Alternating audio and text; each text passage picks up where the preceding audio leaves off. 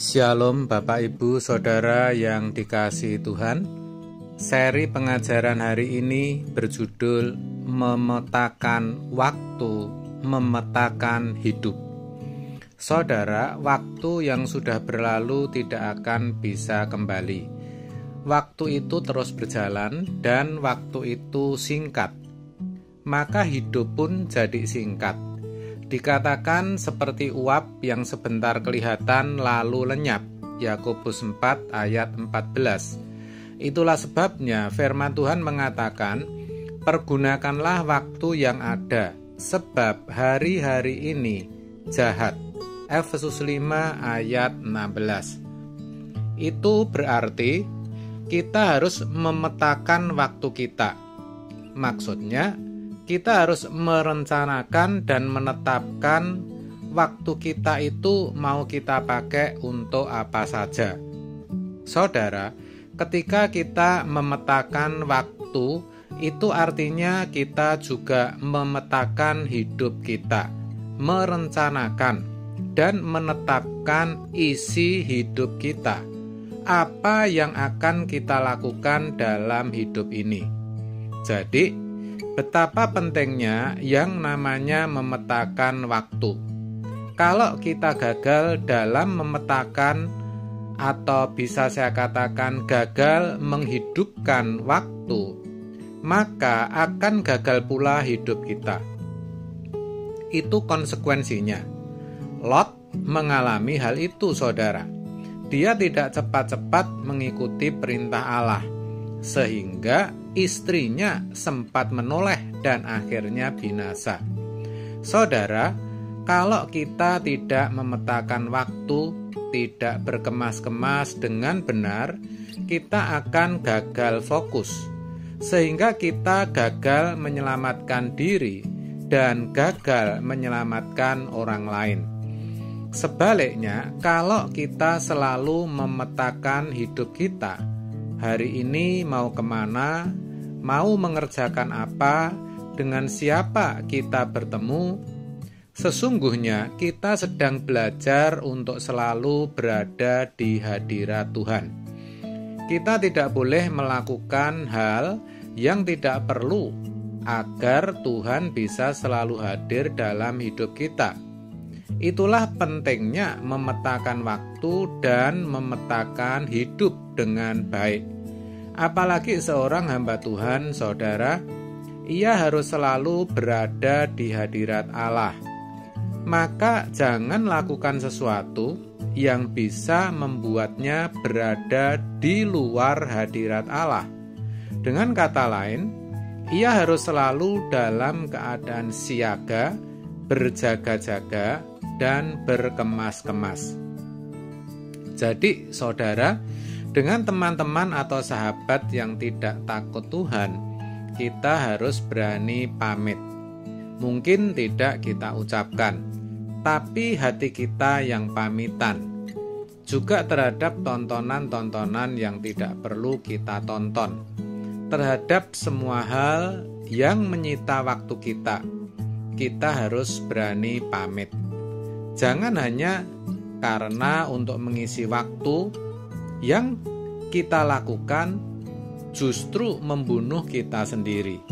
Rugi, saudara. Jangan membunuh waktu dengan pekerjaan yang sia-sia. Sebaliknya, kita harus menghidupkan waktu dengan mencari hadirat Tuhan.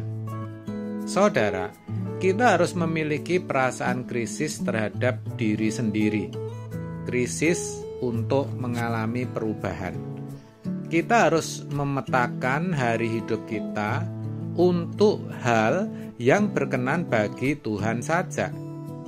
Kalau itu kita lakukan, perasaan krisis itu akan semakin kuat. Artinya, tekad untuk berubah semakin kuat dan kita akan bisa merasakan kecemasan melihat banyaknya orang yang menuju kegelapan. Kita harus berani berbeda, nekat senekat-nekatnya tanpa batas. Dan ini adalah persiapan untuk kita pulang ke surga. Kalau kita hidup di hadirat Allah, kita tidak takut menghadapi apapun, termasuk kematian. Maka jangan hanya setuju, lalu berkata ya, tapi tidak melakukan apa-apa. Saudara, kita harus perhatikan waktu yang kita miliki. Kalau ada waktu kosong, kita harus pakai untuk bertemu Tuhan. Dan itu harus merupakan sesuatu yang menyenangkan dan membawa sukacita, bukan suatu beban atau keterpaksaan. Kita harus senang ketika ada hari-hari di mana kita bisa berdoa dan berpuasa.